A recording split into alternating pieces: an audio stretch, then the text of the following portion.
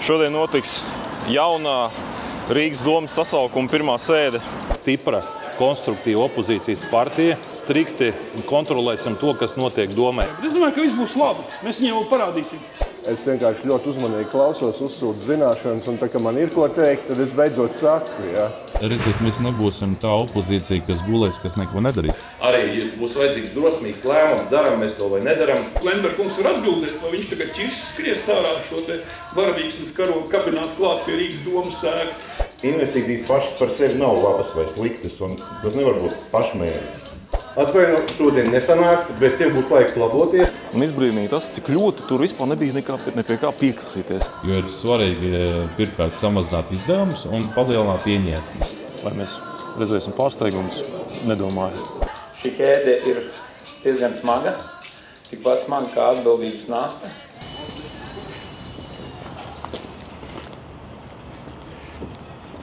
28. jūnijas, tagad ir 8 no rīta. Šodien notiks jaunā Rīgas domas sasaukuma pirmā sēde, kurai jānotiek sākums būs 10, bet visiem deputātiem jāierodās uz 9, jo būs instruktāži, kā pareizi spiest pogas par un pret. Vēlreiz gribētu izteikt pateicību visiem tiem, kas balsoja par Latviju pirmā vietā, un tā skaitā visiem tiem, kas arī atbalstīja personīgi mani. Vēlēšana rezultāti ir tādi, kādi viņi ir. Lai kādi viņi arī nebūtu, tas nenozīmē, ka nav nekas jādara. Es domāju, pēdējie nepilni 3 gadi Saeimā parādīja to, ka vēl nekad nav bijis tāda opozīcija un tāds opozīcijas darbs, kādu nodrošināja Latviju pirmā vietā. Visu to pašu mēs arī turpināsim Rīgas domē. Kāds šodien ir galvenais dienas kārtības jautājums? Dienas kārtības jautājums ir jaunā Rīgas mēra ievēlēšana. Straumes sunītis.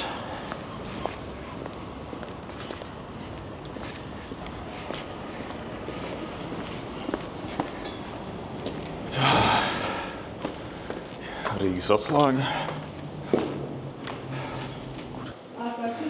Kur ir viens no maniem jaunajiem kolēģiem, Edvards. Sveiks, Edvards. Mums 5. stāvus, tā saprot, jābrauc. Visiem?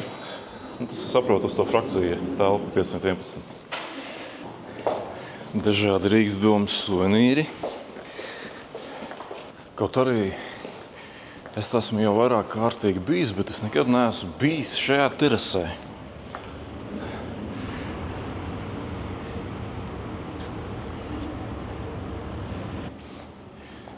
Šeit, saprotu, bija tā vieta, kur bija parakstīts jaunās tā sauktās koalīcijas līgums. Interesanti, šeit ir ciet vai vaļā? Vaļā. Šī ir otra puse. Melngalva nams ar Pētera baznīcu. Kur laikam arī tā ir Temīde. Un kas mums ir tajā pusē? Šajā pusē mums ir tie slavenie Rīgas domas zvani, kas pa laikam zvana. Un te ir skats uz akmens tiltu. Šādi izskatās mūsu jaunā frakcija telpa. Andrej, sveiks! Labrīt! Sveiks, Ringolt, labrīt! Čau! Kādā noskaņojumā tu šodien nāci, kādās domās? Divējādas. No vienas puses ir kauniecisks, kā vienmēr, no otras puses, tā kā uz 1. klasi, 1. septembrī, jo, protams, teiksim, ja mēs paskatāmies, esmu strādājis par deputātu, tas ir kaut kas cits. Jā, Saeimas deputāti. Par Saeimas deputāti, jā. Bet būt par pašvaldībā, par tautas priekšstāvi, es domāju, tas ir cita līmeņa tautas aizsardzība, daudz tuvāk tautai. Jā. Daudz praktiskāk. Daudz praktiskāk, un es domāju, ka mēs darīsim visu, lai šeit neturpinātu naidu kurināt starp pilsoņiem, un arī, protams, Rīga plaukt un zelt.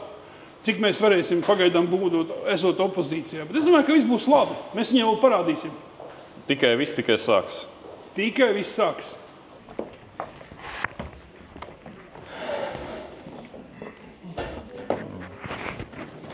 Jā.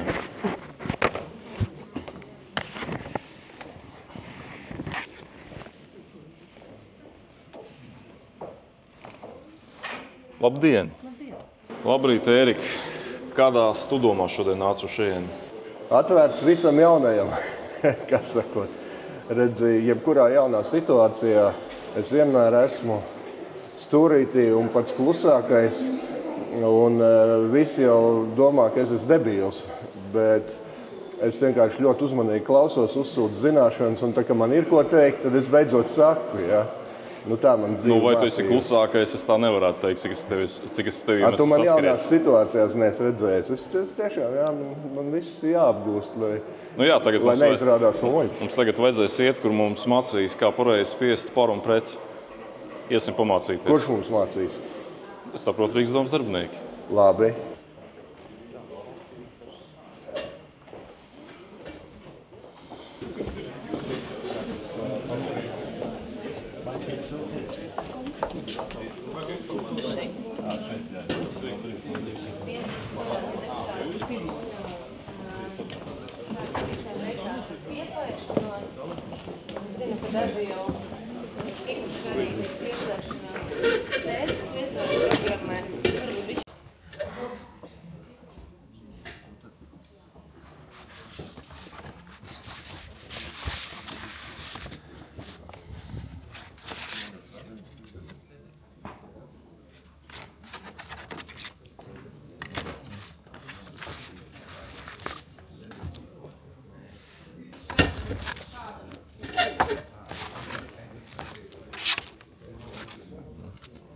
Laiks ir kā garš, no otras puses tas laiks ir pietiekoši īss.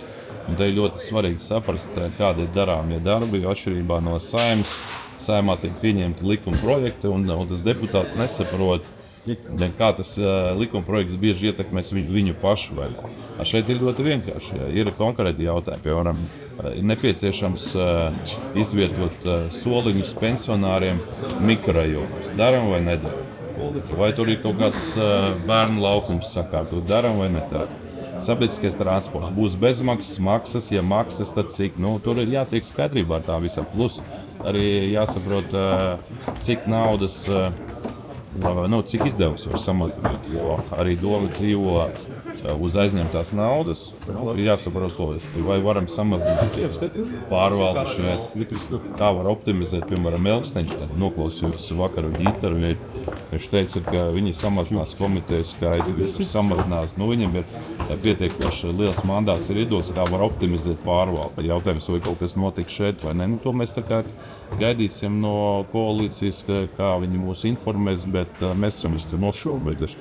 Dod savus priekšlikumus, to, ko mēs esam solījuši rīzniekiem, un tad skatīsimies, kuri jautājumi mums, kuros mēs varēsim vienoties, kuros nevarēsim, jo šeit jau ir ideoloģiskie jautājumi daudz mazāk nekā Saeimā. Tie ir vairāk tādi praktiskie jautājumi, līdz ar to būs darba daudz. Tā nāvējošā opozīcija, ko solījāt, būs? Redziet, mēs nebūsim tā opozīcija, kas gulēs, kas neko nedarīs. Mēs pietiekoši aktīvi nāksim ar saviem ierosinājumiem un priekšlikumiem.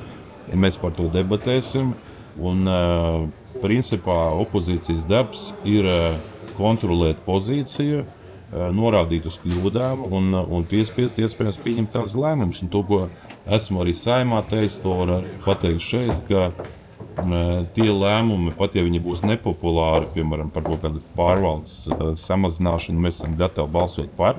Pozīcija var rēķināties ar mūsu balsīm.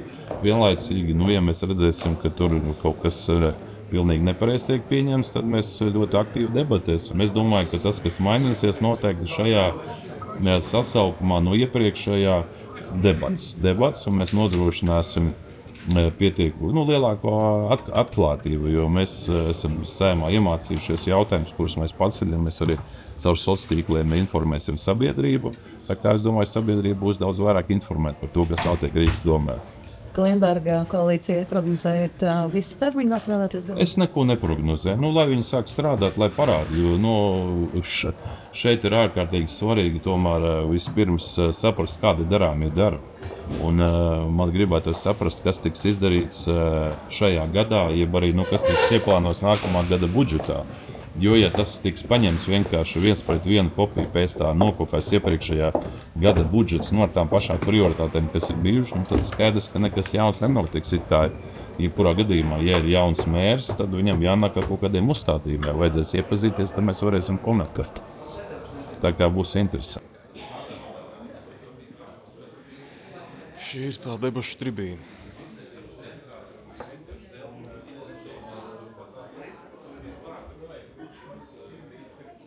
Mēs, jaunā koalīcija, nākam no dažādām partijām, ar dažādām programmām, un nav noslēpums, ka pārstāvam arī atšķirīgas ideoloģijas. Taču mūs vieno viena kopīga apņemšanās. Tas ir darbs rīznieku labā. Šī būs komanda, kura strādās rīznieku labā. Jums tiek dotas jaunajai koalīcijai šīs 100 dienas, lai šīs prioritātes saliktu. Un principā ir jāplāno 4 gadu budžets. Pat ja tas nav saplānots ciparos, ir nepieciešams, lai tās prioritātes ir skaidri noteiktas. Lai nebūtu tā, ka mēs vienu gadu vienu darām, otru, trešo. Mazās lietas, protams, katru gadu tiks papildinātas, bet lielās lietas nav iespējams realizēt pilnībā viss.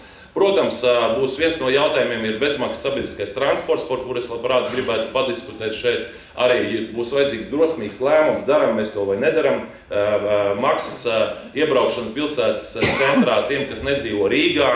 Līdz ar to ir daudz jautājumu, kas ir jāapspriež. Protams, kā jau es teicu, katrai partijai ir bijušas savas prioritātes, savi vēlētāji, bet galvenais jautājums, par ko ir jārunā šajā sasaukumā, 4 gadu sasaukumā, kā palielināt ieņēmumus, kā palielināt rīznieku skaitu, kādā veidā Rīga tiešām var apsteigt atkal Tallinu, Viļņu un nostiprināties arī kā principā metropoli visā Ziemeļa Eiropā.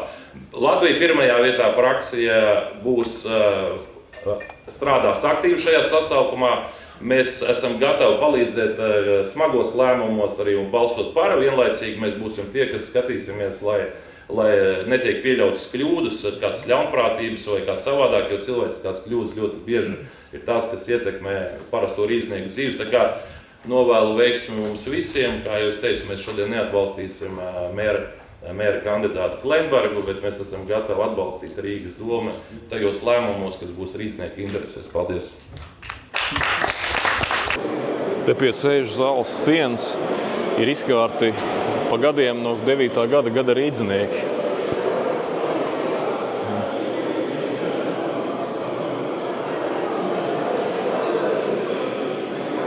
Paskatieties, kāds interesants zīmīts tribīnai. Vai?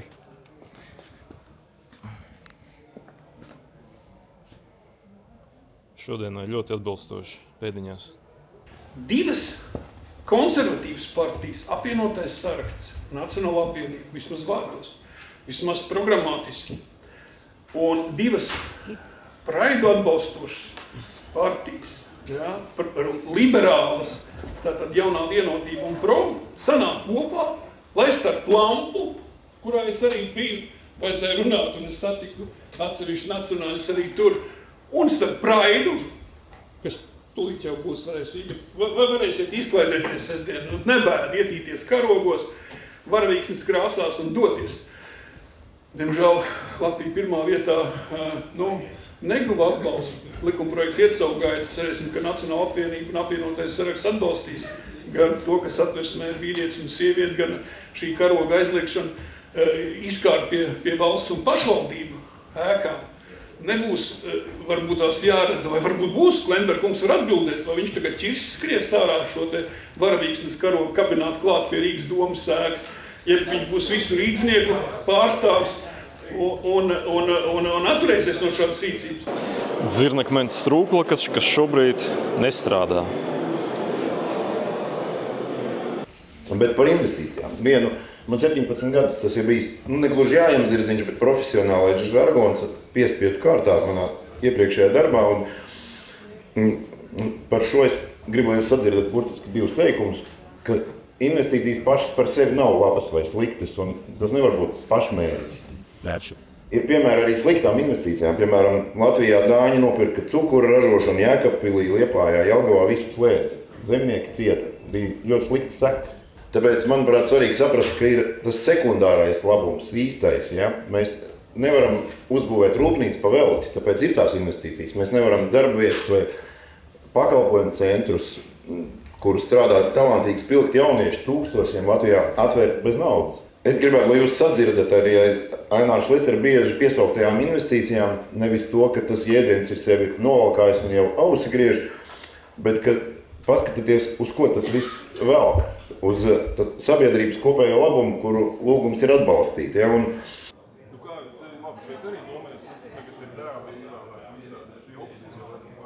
Es nevaru šodien atbalstīt tevi ne tāpēc, ka es neuzticos tevi.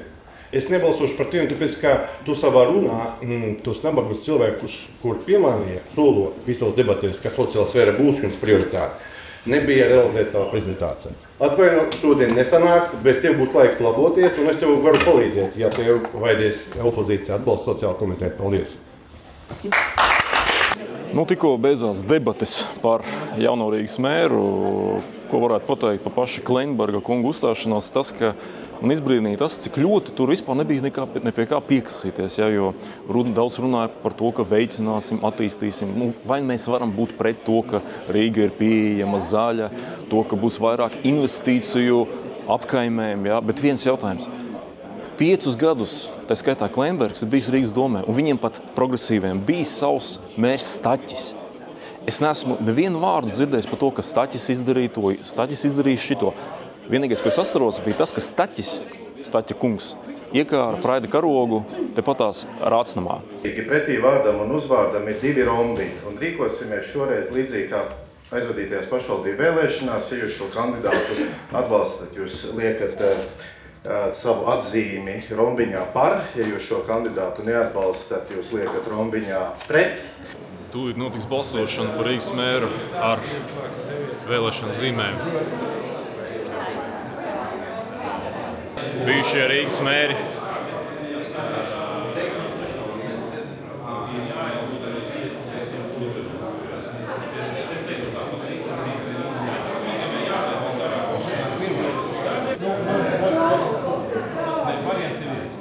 Balsu skaitīšanas komisija.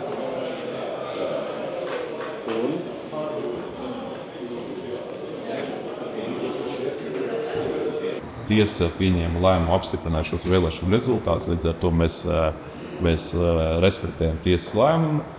Mūsu galvenais uzdevums ir, lai tagad tiek pieņemti pareizi lēmumi par attīstības iniciatīvām, jo ir svarīgi pirmkārt samazināt izdevumus un palielināt ieņēmumus.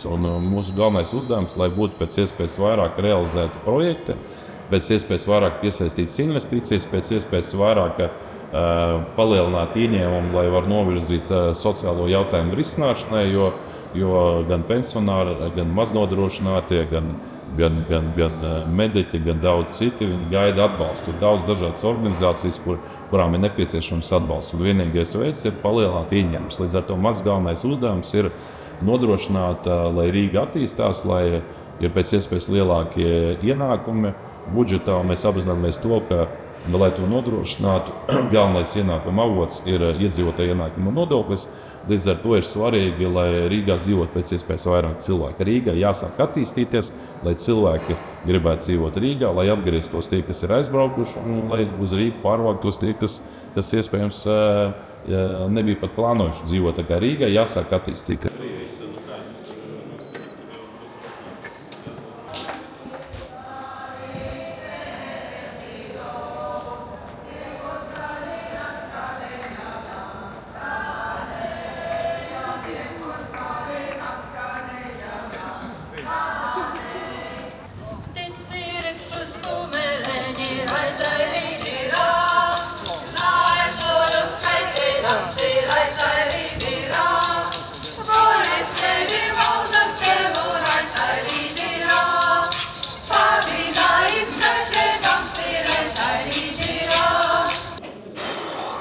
Balsu skaitīšana jau ir beigusies, un tūlīt kuru katru brīdi tiks izziņots, kurš tad kļūs par to nākamo Rīgas mēru. Vai mēs redzēsim pārsteigumus? Nedomāju. Balsošanas rezultāti. Viesturs Kleinbergs par 34 balsis, pret 22 balsis.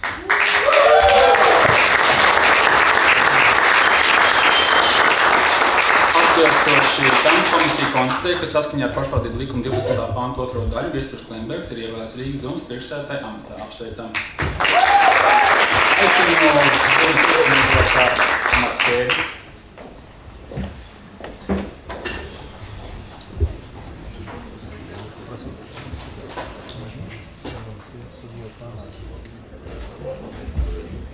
Šī ķēde ir diezgan smaga.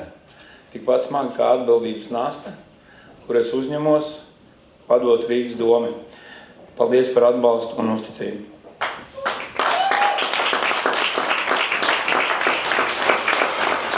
Latvija pirmā vietā balsoja pret.